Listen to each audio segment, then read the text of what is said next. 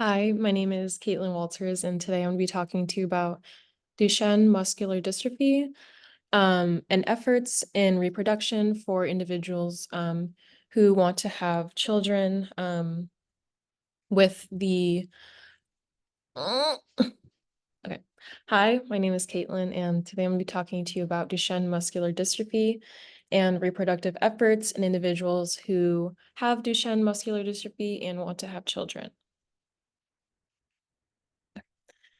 So Duchenne muscular dystrophy, or DMD, is most prominently found in males. It involves an X-linked mutation in the genes coding for dystrophin protein. Dystrophin is essential for the proper functioning and stability of muscles. Without dystrophin, muscles are unable to properly repair themselves. So therefore, there would be a progressive loss of muscle function and strength. Um, and DMD can be passed from parent to child via the X chromosome. Um, it can also result from a spontaneous mutation, even though there is no family history of Duchenne. And so in this case, I outlined two scenarios. If a female is a carrier for DMD, she will have one, the dystrophin gene will be mutated in one X chromosome. If she were to have a child with an unaffected male, there is a 50% likelihood that they will have a girl that is a carrier for Duchenne. If they have a boy, there's a 50% chance that he will have DMD and display the phenotype of DMD. In the other scenario, if a male has DMD and has a child with a unaffected mother, um, the X chromosome is affected here. The mutated dystrophin gene is in this X chromosome. He will pass down that mutated dystrophin gene 100% to his, if they were to have a female or a daughter, they will 100% they will be a carrier for DMD. However, if they have a boy, they will not exhibit the DMD phenotype. And so it's important to note that dystrophin is one of the largest genes and is specifically 427 kilodaltons large. And so therefore there can be many differences in exon deletion location. And this would mean that there is no one cure for patients. However, there are many accommodations and therapies that may be adopted, or can be parents can be educated early in life for their children to prolong the health and lifespan of their kids. And so a lot of considerations are considered when a individual has a genetic heritable disease. It can be DMD or as well as any other genetic disease. Reproductive decisions making is very important in making a family. However, it's important to note that these parents may have fears of carrying and having the disease may change the plans of having children. So there is indeed the risk of transmitting the disease to their child. It's also likely that the parent's disease symptoms may worsen over time and can result in declining parental care.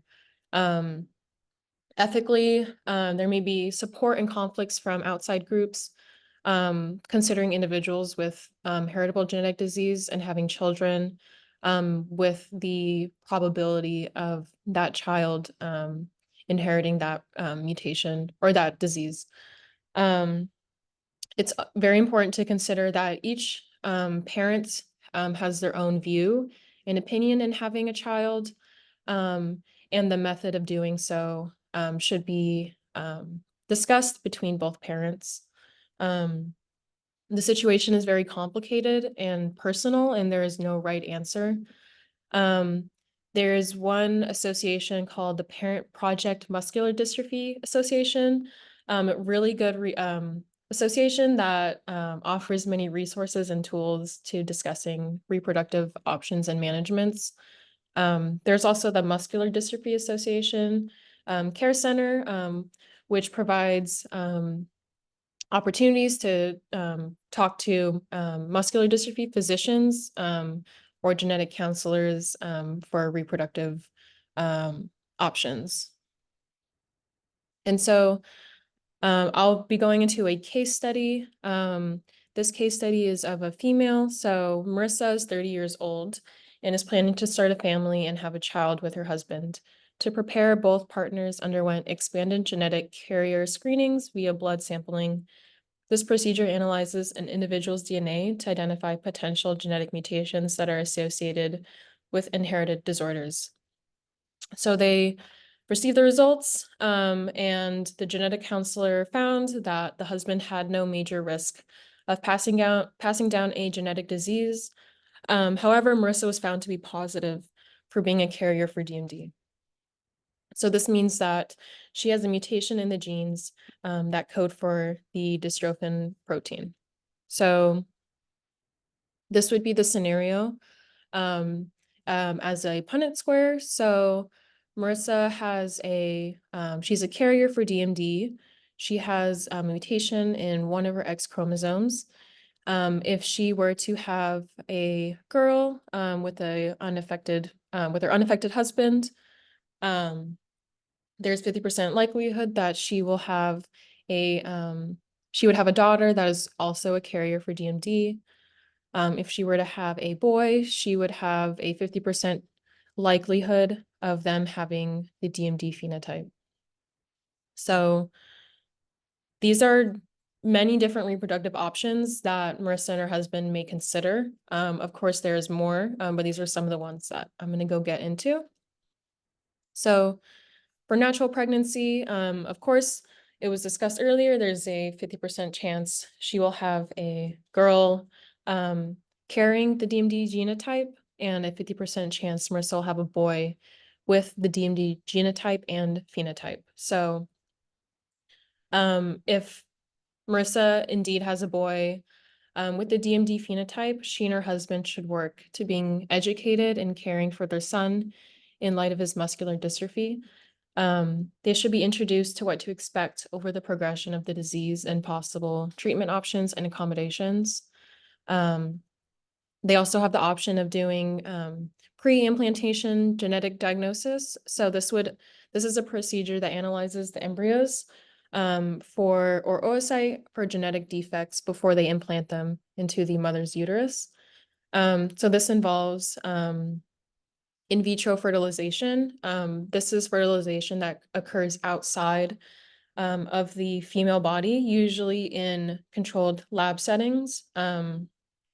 So they will retrieve oocytes from the ovary, and they would culture that embryo in the lab. If viable, they would place that embryo in the uterus for implantation. Alongside in that process, they will screen the embryos for genetic conditions. So they would be able to verify if their child has a DMD genotype or phenotype, if they're female or male. Marissa and her husband may also consider gamete donation. This is another option to avoid passing an inherited disease.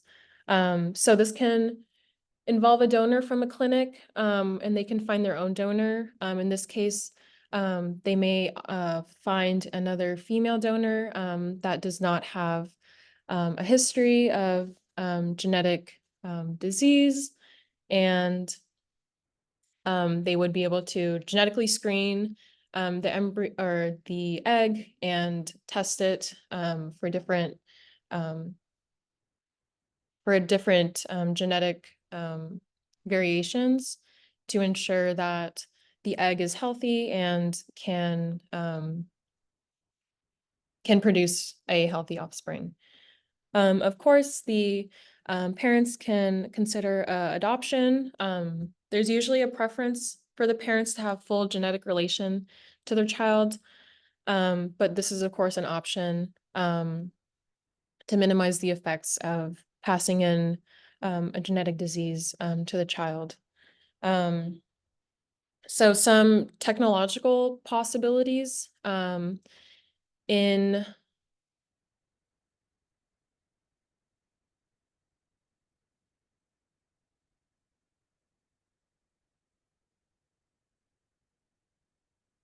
some technical possibilities that Marissa and her husband may be introduced to and can consider is a CRISPR-Cas9 system. So this is a genome editing mechanism that acts as molecular scissors to target and modify genes. So trying to introduce exon shifts or deletions specific to this DMD gene mutation. And this is an intervention that can be used upon the genetically induced embryo to correct the dystrophin gene. And another option is AAV delivery. So this involves, this is called adeno-associated virus. It's a non-pathogenic method, and it can deliver to the dystrophin gene segments in little AAV microdystrophin complexes to many cell types. And it's been shown in research and evidence that AAV is a potential and proven agent that promotes genome editing of embryos in vivo or in vitro. And so it's possible to do this AAV delivery to germ cells and therefore Marissa's oocytes to introduce that correct or that functional dystrophin gene to the embryo. So this is another case study of a male. Samuel is 24 years old and is diagnosed with DMD at age 4.